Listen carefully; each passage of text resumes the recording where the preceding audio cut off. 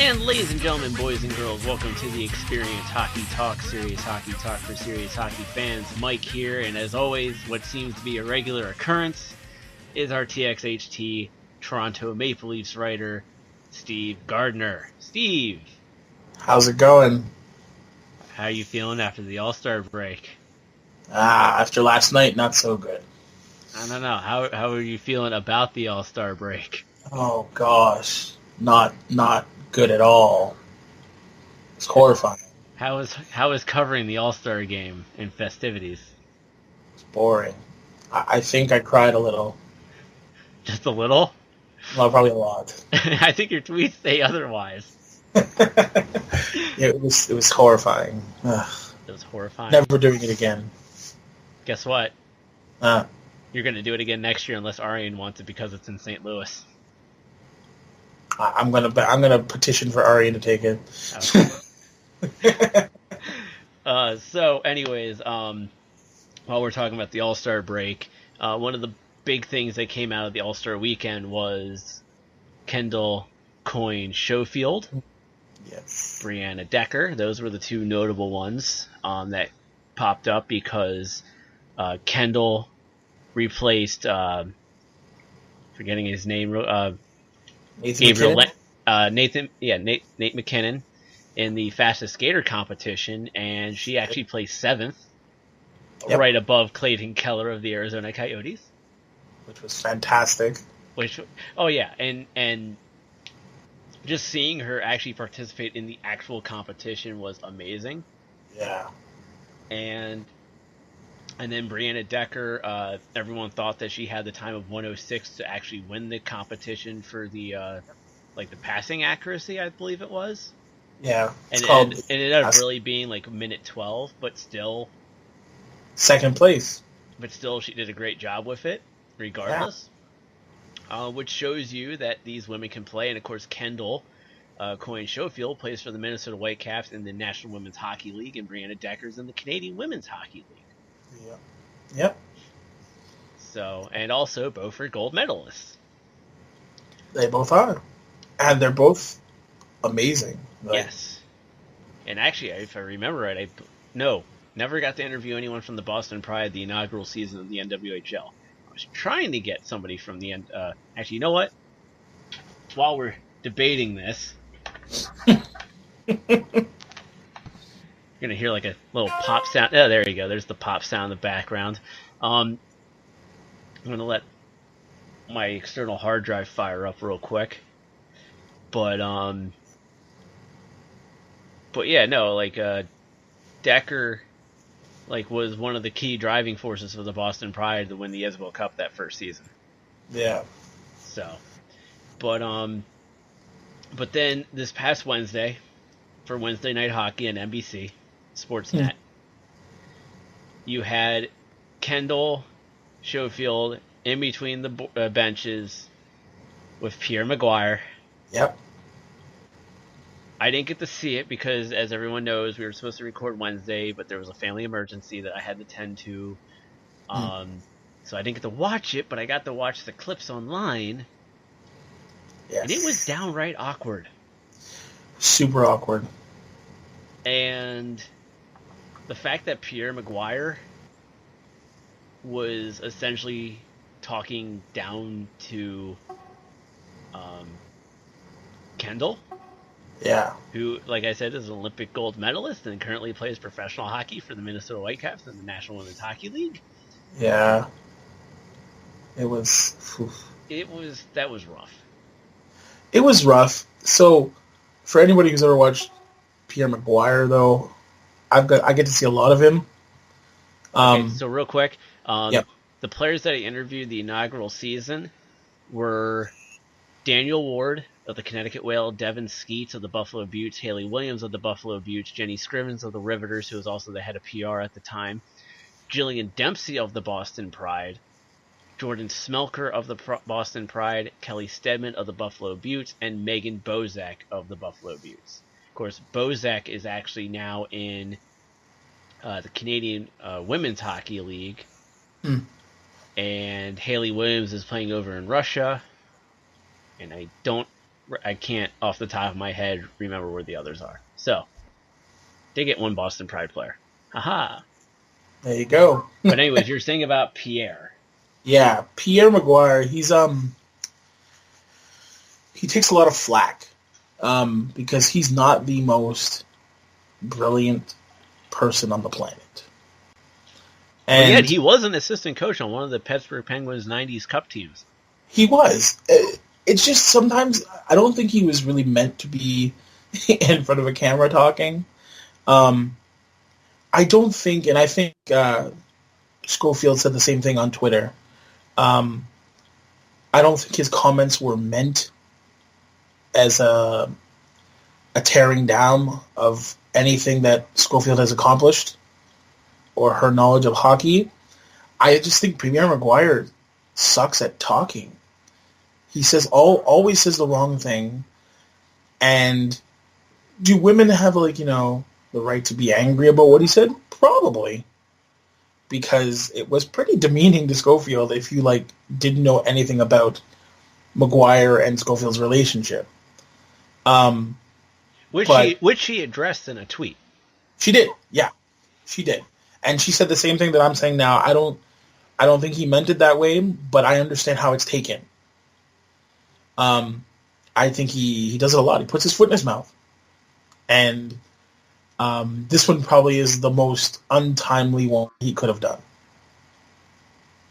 So, in your opinion, yeah, should they replace Pierre Maguire and put Kendall in his place? Like maybe say starting next season. Oh yeah. Pierre Maguire would be better respected and used somewhere else. I think somebody of Kendall's abilities for one, and her knowledge of the sport from being in the Olympics and playing in the NWHL, just who she is as an individual, and not to mention with what's going on now with the partnerships with the NHL, I think it's literally the perfect fit to get women's hockey more noticed. And not only that, but it also, little girls watching on TV and they see people like Kendall, AJ Malekso, I just totally butchered her last name and I apologize, but she's covering the Islanders. Leia Hextall, who is the niece of Ron Hextall. Yep. You have Haley Wickenheiser in Toronto. Yeah. She's a development coach? She is, yep. Yeah, that's what I thought. And then there was one other, but she was being used as an analyst. I forget who I'm blanking on the name. But, if you can get more women in those roles, especially, during the actual game, talking about plays and other things going on the ice, more little girls are going to see that, and they're going to want to play. Of course. Agreed. And this is how you're going to grow the game as well. Yep. And I also think too that in the state in which hockey is right now, especially women's hockey and NWHL, which are trying to add teams and they're trying to find all this kind of stuff, and women's hockey at a grassroots is not all that great right now. In Canada, anyways. I don't know how it is in the States right now, but in Canada, it's I rarely see it, and I do a lot of hockey tournaments, stuff like that. Because you work in an actual ice rink. Yeah, I actually work in an ice rink, and in the Toronto area. Exactly, and I get to see a lot of this stuff, and it's mostly young boys, rarely any girls tournaments, and it's actually really sad because I think the girls play a lot better sometimes than some of the guys do. Oh, I could tell you this right now, playing co-ed pretty much my entire life. The women do play a lot better than most guys. Yeah, and I know because I'm one of the first guys to admit going, yeah, she's better than me. I suck.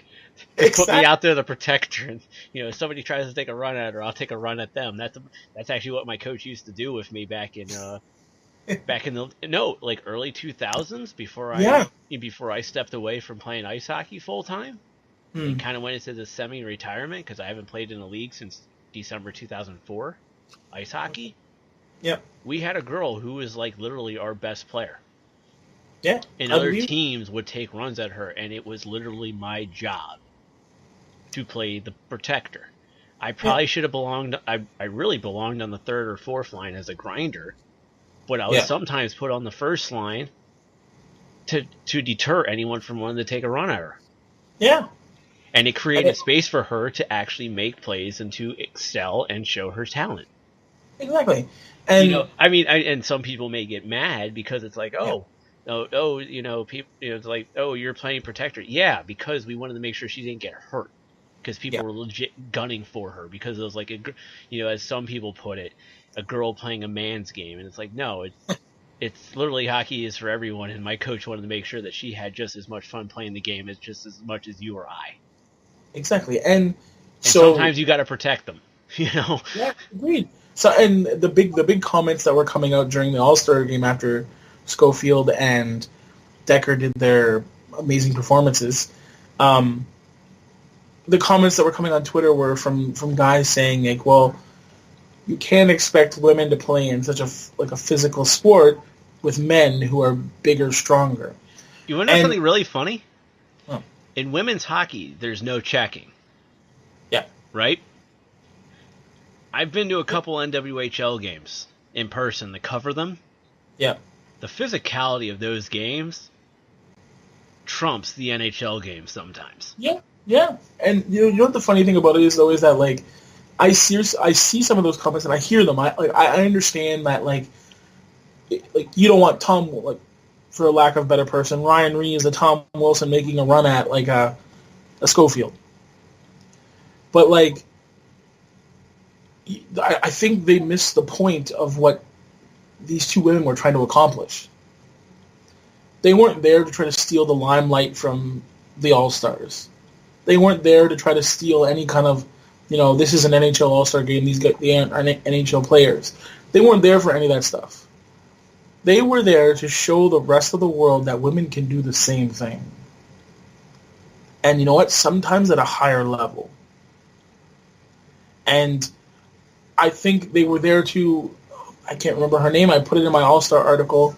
But somebody released a tweet commenting on this, saying how they weren't there to like steal anybody's limelight or anything, but they were there to get their own recognition for what they do because they're good at it. And that's the reason why the NHL brought those 4 women in. Exactly. And they were there for the sole purpose of demonstrating the events of the All Star game. Yeah. For the crowd. Yep. Nate McKinnon couldn't arrive late due to injury. So, in passing on Twitter, he asked Kendall about doing it. Exactly. Which she accepted, and the league allowed it. Exactly. Which made her the first woman ever to participate in the All-Star game, or All-Star game skills competition. Exactly. And a lot of people think, well, Schofield was one of the first people ever to compete in the NHL, and they forget that Manon Rhéaume for the Tampa Bay Lightning. Even though that was preseason, it still counts. It counts, exactly. And I think this is a massive step for women's hockey. I also think this is a massive step for men's hockey because the NHL is now not saying, oh, we're going to help you. They're saying we're going to partner with you. And it's a very big difference because now they're saying that we see you as equals and we want you to get the same recognition that we do. Yeah. And so we're going to partner with you in that. And I think that's huge. Now, here's the big thing. Yeah. Next season's All-Star game in St. Louis, which you are now politicking that Arian has to cover it because it is in St. Louis and he's a St. Louis guy. Agreed. Could you see a thing where you have more women involved in the skills competition, maybe not be put into the actual All-Star game itself, but for the skills competition? 100%. 100%. I could literally see for the skills competition, whether it's the CWHL or the NWHL or combined, putting together like a team almost for like one for each event. I really could see it. I think it'll be a huge way to show the world that, guess what? Yeah, the NHL has some fantastic players, but guess what? These women's leagues, some of them are better than some of these guys. Yeah. Like Schofield, when Schofield took off, I sat there and I was like, there's no way she can come close to McDavid. And she took off and I was like, damn, she could beat McDavid. Like, that was Connor McDavid openly admitted that he thought she won. Yeah. Like, he even admitted, he was like, she flew. Like, I could not believe how fast she was. And then Decker gets up there and she's just nailing every pass. And then you watch these guys, some of these, the most elite... Erik Karlsson gave up. Erik Karlsson gave up. It was bad. But, like, even, like, Draisaitl, who won the competition, he sat there for, like, 30 seconds on one dang thing. Like, and she was just like, bang, bang, bang, bang. And I was like, what is happening right now? Like, this is so much talent. And yet we've ignored it for so long. We've said it's not good enough. TXHC has not ignored the talent. No. But the hockey... Other schmucks have. Yes, other schmucks. We'll call them that. Because this is not our 18+. We'll talk about that a little bit later. That thing we will. Because the results are in. And they're terrifying. they're actually hilarious. And while we're on women's hockey, I'm hopping onto the NWHL website, nwhl.zone. We're actually recording on Saturday, and actually a game is going on right now. It's just the way it is for this week, unfortunately. So right now you have in progress the Twitter game of the week, the Buffalo Beauts visiting the Metropolitan Riveters at the Barnabas Health Hockey House. And then at 7:30 p.m., you have the Connecticut Whale versus the Boston Pride at Warrior Ice Arena. Currently, right now, while we're recording, the Buffalo Beauts are beating the Metropolitan Riveters 3-2. And then, where's my thing? And actually, these are the only two games for this weekend. And then they don't come back until, and then there's a game on President's Day. That's when they come back, which for some reason the thing did not respond well to that. Okay. So yeah, looking at this real quick. No, it doesn't actually tell you. Just an interesting way of setting it up. But yeah, so right now Buffalo is beating the Riveters 3-2, and then later tonight, 7:30 p.m., the Connecticut Whale versus the Boston Pride. Support women's hockey, everybody. Yes. Which reminds me, I got to talk to Shaggy, because one of the reasons why nothing's going on is because next week, that's right, that is the reason there's nothing going on next weekend. Next weekend is the NWHL All Star game, which will be taking place in Nashville. You'll have Nashville Predators alumni Hal Gillen and Chris Mason as the honorary coaches for Team Zabatos and Stecklin.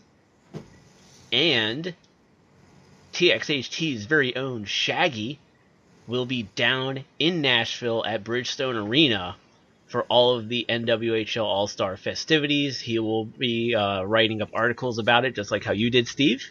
Yep. For the NHLs. And he will be getting interviews. So definitely stay tuned for that. I'm super excited for that. Unfortunately for me, I actually had another commitment to a convention. That's why I can't go down, but definitely happy that Shaggy's going down there. That's awesome. That is totally awesome. So, next up, spent the first little while talking about women's hockey. Yes. Because it's awesome. It is. Now we go on to the Capitals. The Caps. Who ended their 7-game losing streak last night by defeating the Calgary Flames 4-3. It should be noted that 3 of the 7 goals were actually tip-ins, 2 of which were for Calgary, 1 of which was for the Capitals. Um, it's good to see that the Capitals did that. But, Steve, you said you've seen Calgary a fair bit. What can you tell me about Calgary in this? I can't speak. Tell me more. Tell us more about Calgary, because this is one of the hottest teams in the league right now. Man, that's top line is just it's unbelievable. Gaudreau, Lindholm, and Monahan have been That unreal. guy. Yeah, that guy. I almost forgot that one of their most important players. Giordano is, as a Leafs fan, this hurts me. My choice for the Norris Trophy this year. Brody has been just unreal. And then the goaltending has been a little weird for them. Mike Smith, who came in as a starter, has had an atrocious season. But David Rittich, who was their backup and probably going to be their future starter, but he took the reins and has done really well. Depth might be an issue in the playoffs. I think you'll see a few movements from Calgary probably. The only disappointment on Calgary has been James Neal, and That contract. Really that contract is starting to bite Calgary in the butt a little bit, because he's been playing like bottom 6, and he signed a 5-year, $28 million contract. Yeah. So he's getting like what, 5.2 a year? Something like that, yeah. Yeah. It's really interesting though, because he's getting his shots. It's just he's really unlucky. Maybe he should have stayed in Vegas. Probably should have stayed in Vegas. But, he runs wherever the money is.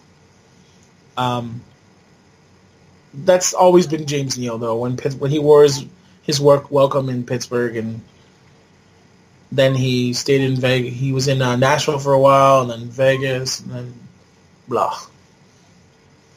Now he's in Calgary, so yeah. But he's just one of those guys where he doesn't. If he's not scoring, he does nothing else well. Well, see, one thing I will say by watching Calgary last night against the Caps is that they're really good at just clogging up the front of the net area offensively. And that's why 2 of their 3 goals were tip-ins. They have no problem crashing the net. They have a lot of skill. Yeah, and then not only that, but, like the Backlund goal last night, where it was very Peter Forsberg-esque. Yeah. That was, that's one of the reasons why they lead the league in shorthanded goals. Yeah. Although that goal was not shorthanded, but it shows why. Yeah, but they're even on their penalty kill, that's the one thing I love about their penalty kill is super aggressive. You have against Calgary, you have to make decisions so fast that either you're going to score a really beautiful goal or you're going to mess up bad. And it's worked out really well for Calgary, and they've got a lot of to mess up. Yeah, and then for the Capitals, because people are wondering when the hell we're going to talk about the Capitals on a DC-based podcast. Whenever I feel like it. This is a hockey podcast, after all. It's true. It's not a Capitals podcast. It's a hockey podcast.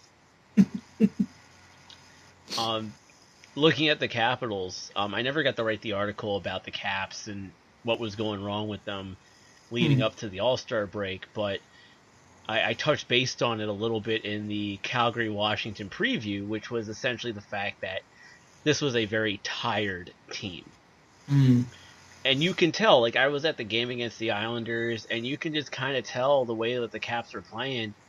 They didn't play with that same edge that won them the cup. Yep. And one of the biggest reasons is I just think that the team mentally and physically was just tired. And our good friend Ted Starkey put out a tweet that said that in the past 16 months, preseason, regular season, and postseason combined, Hmm. have played 170 games. Wow. That's a lot of hockey. That is a lot of hockey. And it's going to wear you down. Yeah.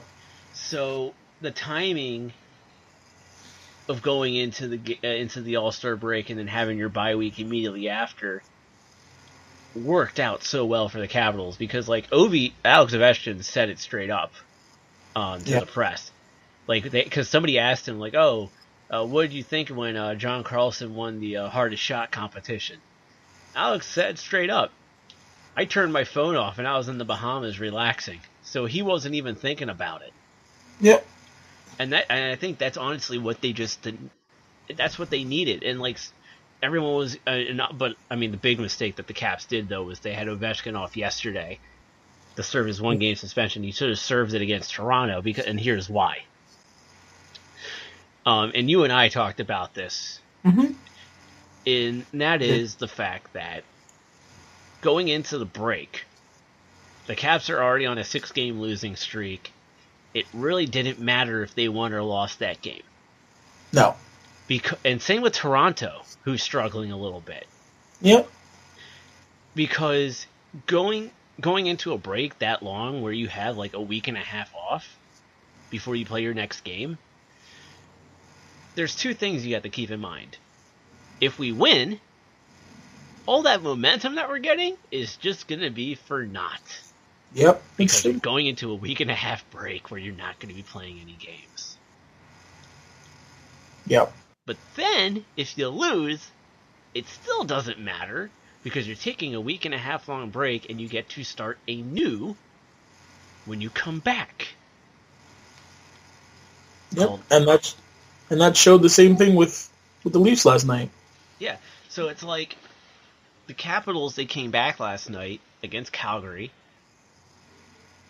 with an opportunity to start anew, to build new momentum. Yeah. If they had won the game against Toronto, they wouldn't have built any momentum. No, it's true. So they go on to beat Calgary. We ended that 7-game losing streak. We face the Boston Bruins tomorrow at 12:30 p.m. on NBC on Stupid Bowl Sunday. Which, by the way, halftime heat, baby, WWE Network. Hey, Steve, serious question. Yo. Yes. Who do you got winning the Stupid Bowl tomorrow? I hate the Patriots. It doesn't matter because it's all about the Capitals-Bruins game. It's valid. Okay. And then our true halftime entertainment is Johnny Gargano, the North American champion, Tommaso Ciampa, the NXT champion, and Adam Cole versus the Velveteen Dream, Aleister Black, and Ricochet. I love how you just snuck that in there. Well, I am recording Awesome Mania tomorrow, probably during the actual Stupid Bowl, so. And I promise everyone, Ben and I will probably get off the air because we do it live on Twitch and we record at the same time. So we can also watch Halftime Heat because that match is going to be off the chain. I think this is the first time the WWE is doing Halftime Heat since like the 90s. Yeah, it's been a while. Yeah. People are like, why are they talking about wrestling now? What the hell, guys?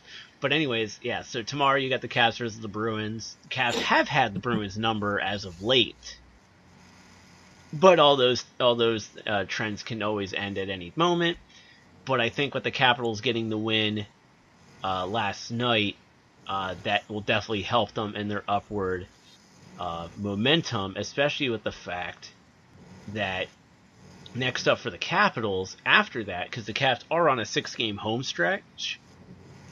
Next week, the Capitals play on Tuesday the Vancouver Canucks, on Thursday the Colorado Avalanche, and then on the 9th, they're going to be playing on next Saturday, or they're going to be playing the Florida Panthers.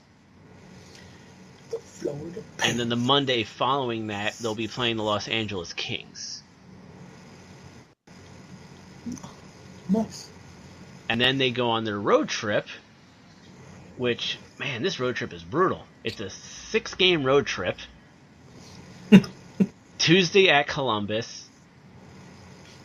Thursday, Valentine's Day at San Jose, 10:30 p.m. The 17th at Anaheim, 9 p.m. President's Day at Los Angeles, 10:30 p.m. Then the 21st at Toronto. And then on the 23rd at Buffalo.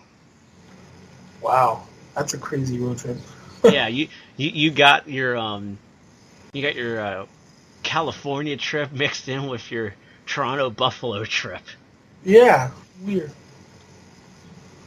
And then the Caps play the Rangers and Ottawa to close out the month of February.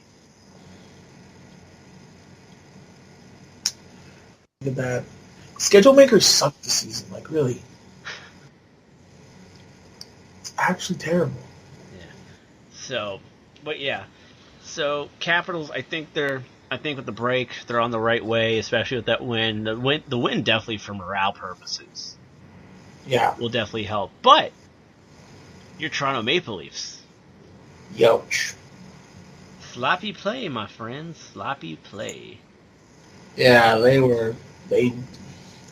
didn't look like they played all night, and people will be like, "Well, they took it to overtime." Yeah, it was terrible. Like, you're playing Detroit, people. It's not even like you're playing like a Washington or a Pittsburgh or somebody like that. This is like you're playing Detroit. Like, you're one of the top teams in the East. You should have walked over these guys. But it just looked like the whole team was just not ready to play. And but you did do the Jake Muzzin trade. We did do the Drake Muzzin trade. I love the trade. I don't think we gave up anything of substance per se. So basically, we gave up prospect Sean Dursey, which is like he needs a lot of development still. Hasn't even been signed yet, actually. Carl Grunstrom, who a lot of people think is going to fit in very well to a bottom 6, maybe a top 9. And then a first-round draft pick this year, which is the Leafs are right now at 25th or something. So, and the draft isn't really that deep this season. So, well, the other thing that people need to understand is that, especially in Toronto, is that you're not getting a Paul Coffey type player in Jake Muzzin. No, not at all. You're getting a guy who will put up a couple points here or there, but is truly a defenseman. Yeah, he is. And you're getting somebody who plays very responsibly in his own zone. Yeah, so from everything I know about Muzzin is he breaks the cycle very well. Probably one of the best in the game at doing it. He has a good first pass. He can skate, but he's really good with his stick, and he's very physical.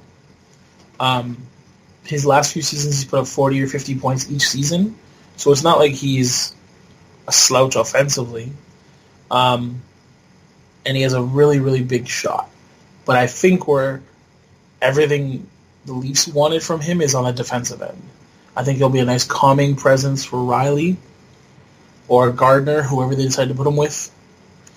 And I think this also helps Dermott develop, because now Dermott gets Hainsey, which is another nice calming presence for him. And it showed last night when Dermott was on the ice. Dermott was a little more not scared to skate with the puck. So, I think it'll be good. I don't think the Leafs are done, though.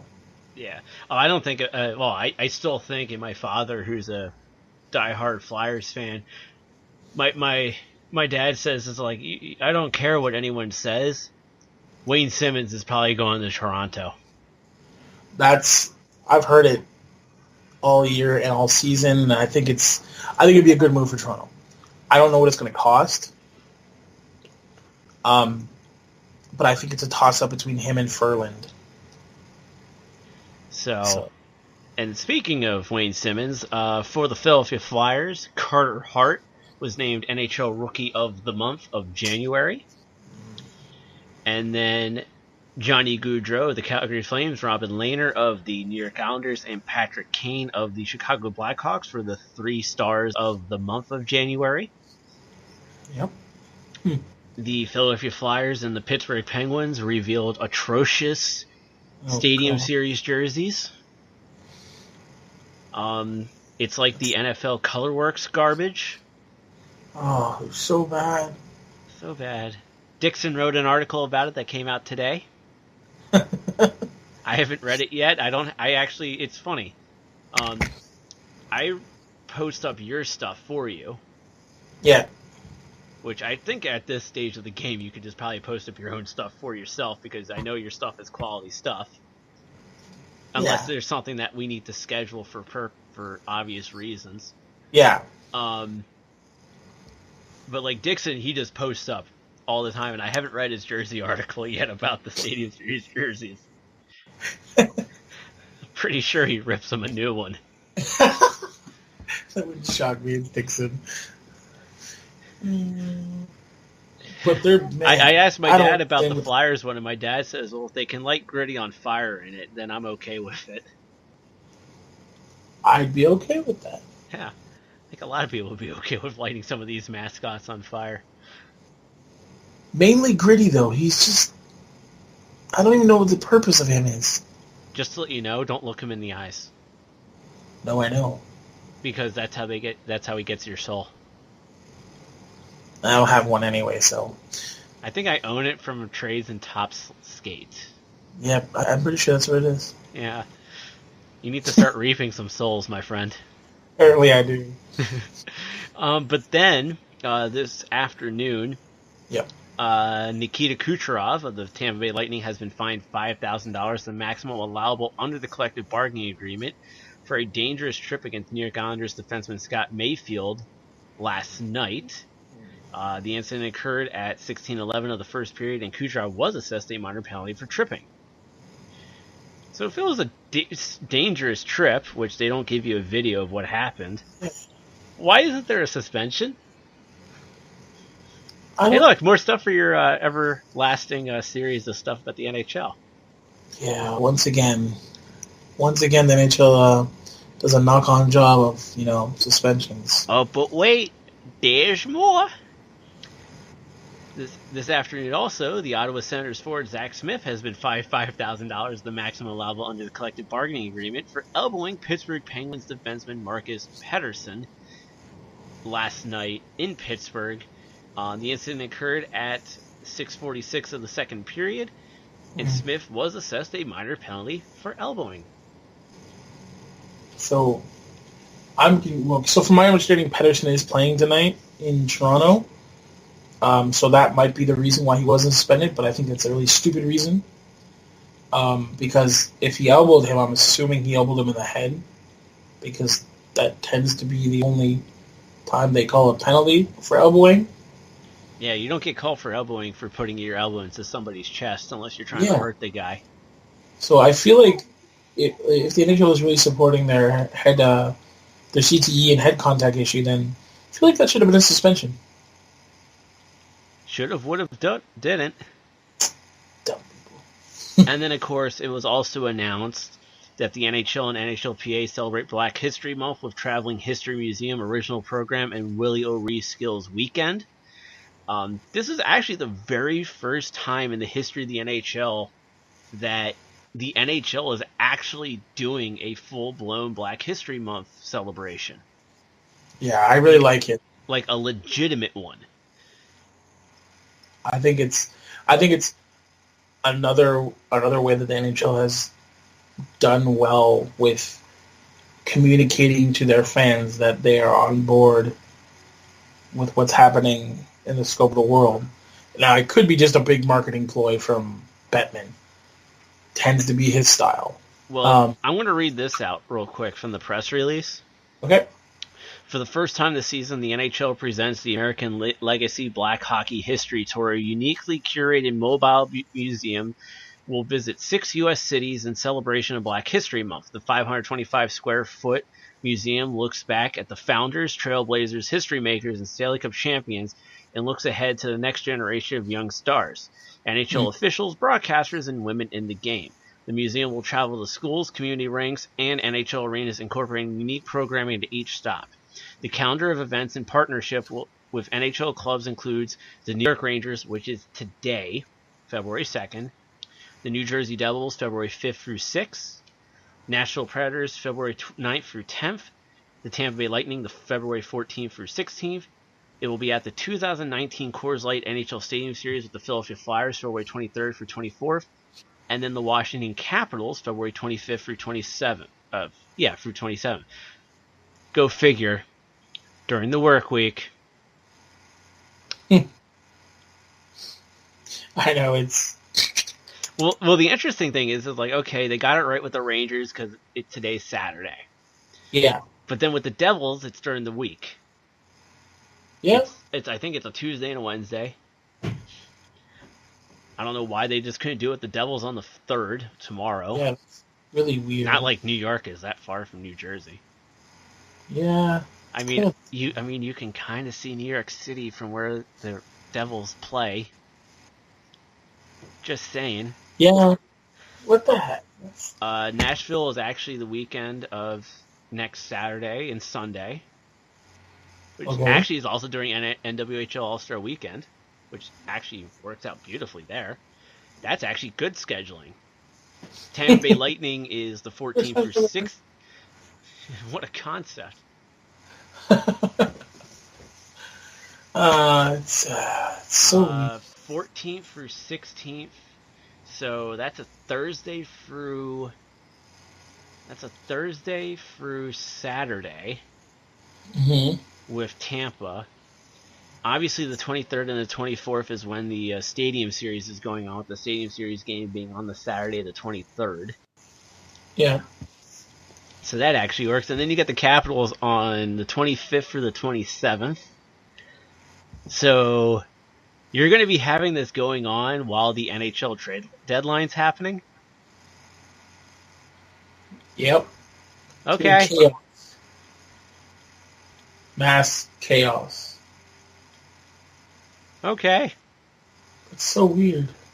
I mean, obviously, we'll wait to see.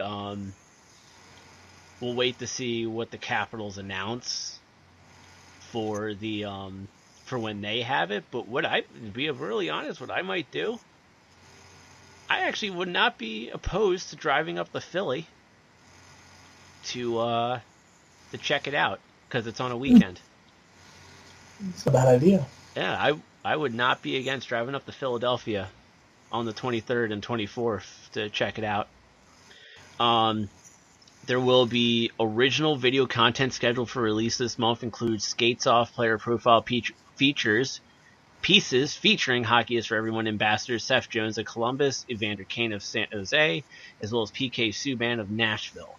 Also this month, a roundtable discussion hosted by NHL alumnus Anson Carter will air on the NHL Network, featuring in-depth conversations with Hockey Hall of Famers Grant Fuhr, Angela James, and Willie O'Ree discussing racism, breaking down barriers in hockey, and personal stories. Oh. And then also in Philly, on February 22nd through 24th, the Ed Snyder Youth Hockey Foundation and the Philadelphia Flyers will host more than 100 kids and coaches from Hockey is for Everyone programs across North America for the annual Willie O'Ree Skills Weekend. Since 2010, the weekend has brought together boys and girls from diverse backgrounds to participate in on-ice and off-ice lessons designed to build confidence and teach life skills. This year's Skills Weekend will take place alongside festivities for the 2019 Coors Light NHL Stadium Series, where the Flyers will host the Pittsburgh Penguins. Every youth hockey participant is receiving a special invitation to the outdoor game as well. Wow, that's pretty cool. Apparently, also in part of the press release is future Hockey is for Everyone initiatives include Gender Equality Month, March, Earth Month, April, and Pride Month, June. Details will be announced at a later date for those specific months. Wow, that sounds pretty cool. Yeah.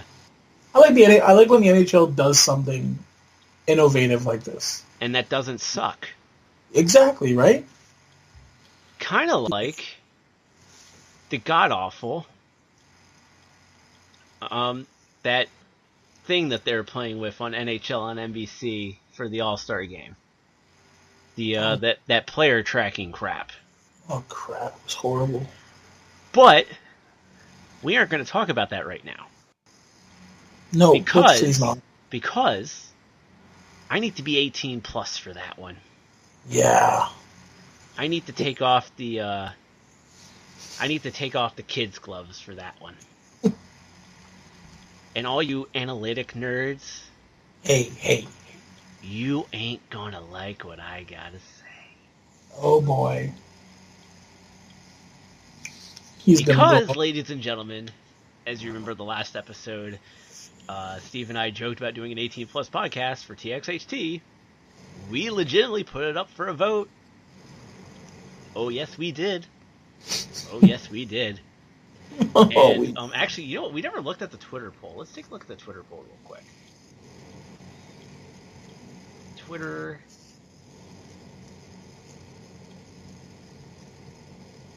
We had 2 votes on Twitter, and it was 100% yes. Oh, crap. Everybody's yes. But that's just Twitter, and there's only 2 votes, so I'm not going to count it. But on Facebook, we did have a decent amount of people vote on the podcast doing an 18 plus special. We did. 72% said yes, 28% said no.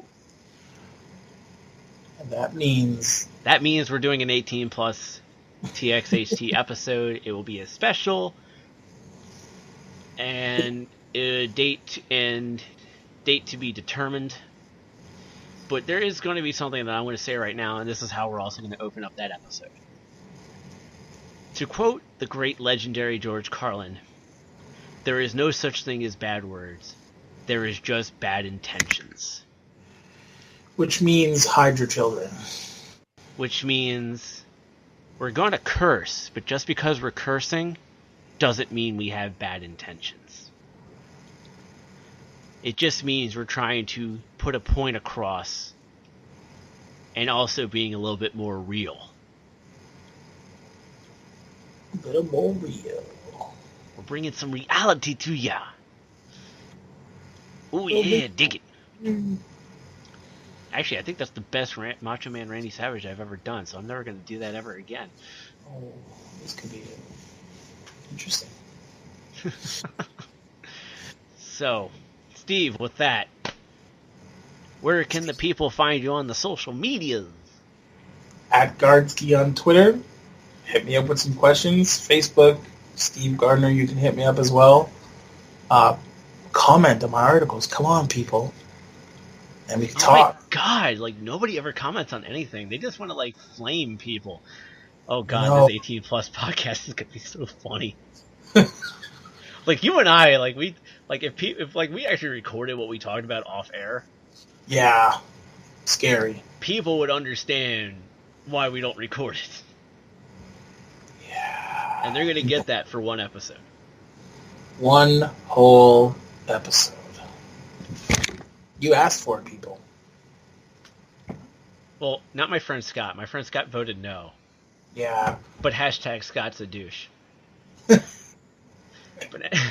And also, ladies and gentlemen, go to txhthockey.com.